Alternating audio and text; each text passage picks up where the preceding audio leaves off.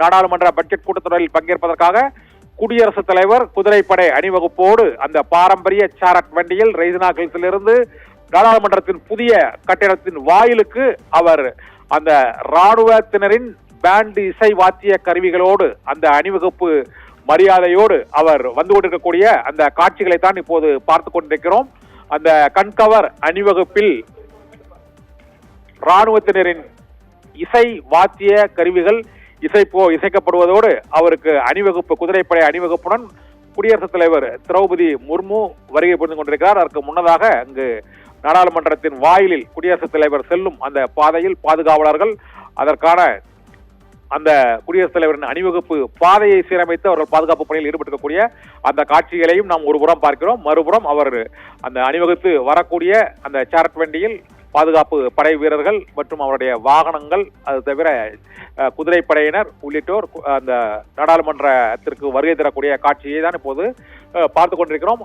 இந்தியாவின் பாரம்பரியம் மற்றும் கலாச்சாரம் பண்பாட்டை பிரதிபலிக்கும் வகையில் இங்கு ஜனாதிபதி திரௌபதி முர்முவை வரவேற்பதற்காக அங்கு மக்களவை தலைவர், குடியரசு துணைத் தலைவர், பிரதமர் மற்றும் அங்கு முக்கிய அமைச்சர்கள் உள்ளிட்டோரும் அங்கு வாயிலில் காத்திருக்கக்கூடிய அந்த காட்சியை பார்த்து கொண்டிருக்கிறோம்.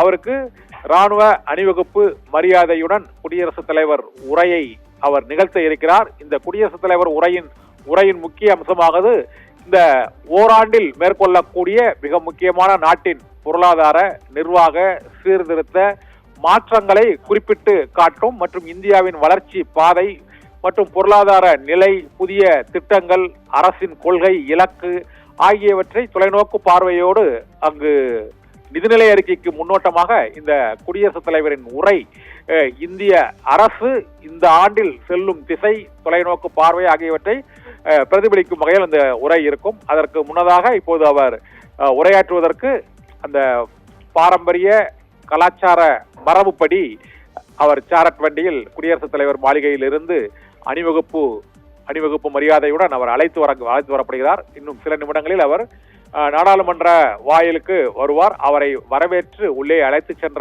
பிறகு அந்த செங்கோல் இடம்பெற்றுள்ள இடத்தில் உள்ள மேடையில் குடியரசுத் தலைவர் உரையாற்ற இருக்கிறார். அந்த உரைக்கு முன்னதாகவும் பின்னும் அந்த தேசிய கீதம் இசைக்கப்படும். குடியரசுத் தலைவரின் உரையில் என்னென்ன முக்கிய அம்சங்கள் இருக்கின்றன என்ற எதிர்பார்ப்பும் மிகுந்த முக்கியத்துவம் வாய்ந்ததாக கருதப்படுகிறது. ஏனென்றால் உலகம் முழுவதும் ஏற்பட்டுள்ள அந்த ஜியோ பொலிட்டிக்கல் சிக்கல், அதனால் இந்தியா மேற்கொள்ள உள்ள அந்த மாற்று பாதைகள், பொருளாதார சீர்திருத்தங்கள் என்னென்ன என்பது குறித்தும் இன்றைய குடியரசுத் தலைவரின் உரையில் அது அறிவிப்புகளாக இடம்பெறும் என எதிர்பார்க்கப்படுகிறது.